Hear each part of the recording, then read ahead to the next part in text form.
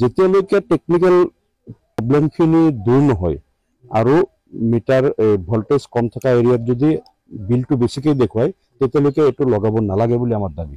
কাৰণ কথা হ'ল ৰাইজে যাতে কোনো পধ্যেই অতিৰিক্ত মাচুল ভৰিব নালাগে। দুৰ্নীতিৰ বিৰুদ্ধে শূন্য সহনশীলতা, জিৰ' টলাৰেঞ্চ এগেইনষ্ট কৰাপশ্যন, এইটো কেৱল মুখত থাকিলেই নহ'ব, আপোনালোকে এইটো কাৰ্যক্ষেত্ৰত দেখুৱাই দিয়ক আৰু অসমখনক দুৰ্নীতিমুক্ত এখন ৰাজ্য হিচাপে গঢ়ি দেখুৱাই দিয়ক।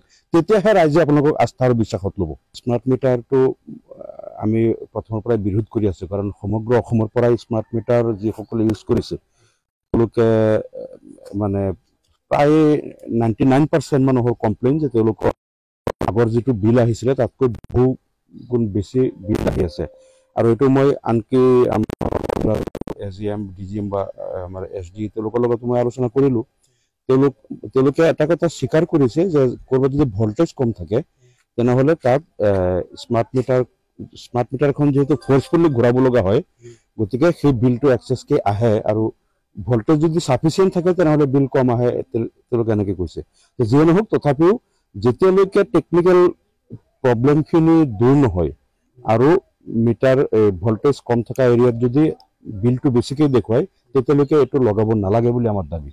কাৰণ কথা হ'ল ৰাইজে যাতে কোনো পধ্যেই অতিৰিক্ত মাচুল ভৰিব নালাগে। এইটো বহুত আছে, মই নাম দেখিছোঁ। আৰু দুৰ্নীতি যদি এতিয়া অসমত আছে, যিকেইজনৰ তাত নাম আহে বিজেপিৰ নেতা, এই শাসকীয় পক্ষৰেই তেওঁলোকৰে দুৰ্নীতিবিলাক আমি দেখিছোঁ। বিভিন্ন দুৰ্নীতি তেওঁলোকৰ বহুত নেতাৰ নাম কিন্তু সাঙুৰ খাই আছে। কিছুমান তদন্ত ভালকৈ হোৱা নাই, কিছুমান তদন্ত দেখিছোঁ কিছুদূৰ আগুৱাই যোৱাৰ পিছত যেতিয়া শাসকীয় দলৰ কোনোবা নেতাৰ নাম আহি যায় লগে লগে তদন্ত নাইকিয়া হৈ যায়, মানে ঠাণ্ডা হৈ যায়, স্থবিৰ হৈ পৰে।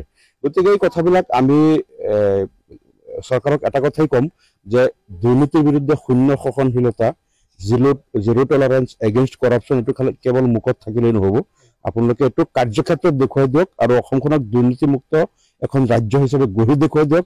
তেতিয়াহে ৰাইজে আপোনালোকক আস্থা আৰু বিশ্বাসত ল'ব। স্মাৰ্ট মিটাৰটো আমি প্ৰথমৰ পৰাই বিৰোধ কৰি আছোঁ, কাৰণ সমগ্ৰ অসমৰ পৰাই স্মাৰ্ট মিটাৰ যিসকলে ইউজ কৰিছে তেওঁলোকে মানে প্ৰায় 99% মানুহৰ কমপ্লেইন যে তেওঁলোকৰ আগৰ যিটো বিল আহিছিলে তাতকৈ বহু গুণ বেছি বিল আহি আছে।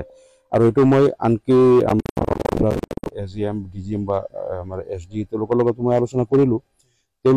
তেওঁলোকে এটা কথা স্বীকাৰ কৰিছে যে ক'ৰবাত যদি ভল্টেজ কম থাকে তেনেহ'লে তাত স্মাৰ্ট মিটাৰখন যিহেতু ফ'ৰ্চফুলি ঘূৰাব লগা হয়, গতিকে সেই বিলটো এক্সেছকৈ আহে আৰু ভল্টেজ যদি চাফিচিয়েণ্ট থাকে তেনেহ'লে বিল কম আহে, তেওঁলোকে এনেকৈ কৈছে। যিয়ে নহওক তথাপিও যেতিয়ালৈকে টেকনিক্যাল প্ৰব্লেমখিনি দূৰ নহয় আৰু মিটাৰ ভল্টেজ কম থকা এৰিয়াত যদি বিলটো বেছিকৈ দেখুৱায় তেতিয়ালৈকে এইটো লগাব নালাগে বুলি আমাৰ দাবী। কাৰণ কথা হ'ল ৰাইজে যাতে কোনো পধ্যেই অতিৰিক্ত মাচুল ভৰিব নালাগে। এইটো বহুত আছে, মই নাম দেখিছোঁ। আৰু দুৰ্নীতি যদি এতিয়া অসমত আছে, যিকেইজনৰ তাত নাম আহে বিজেপিৰ নেতা, এই শাসকীয় পক্ষৰেই তেওঁলোকৰে দুৰ্নীতিবিলাক আমি দেখিছোঁ। বিভিন্ন দুৰ্নীতি তেওঁলোকৰ বহুত নেতাৰ নাম কিন্তু সাঙুৰ খাই আছে। কিছুমান তদন্ত ভালকৈ হোৱা নাই, কিছুমান তদন্ত দেখিছোঁ কিছুদূৰ আগুৱাই যোৱাৰ পিছত যেতিয়া শাসকীয় দলৰ কোনোবা নেতাৰ নাম আহি যায় লগে লগে তদন্ত নাইকিয়া হৈ যায়, মানে ঠাণ্ডা হৈ যায়, স্থবিৰ হৈ পৰে।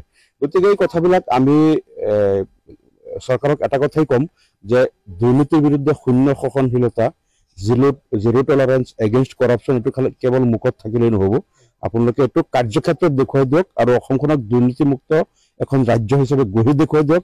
তেতিয়াহে ৰাইজে আপোনালোকক আস্থা আৰু বিশ্বাসত ল'ব।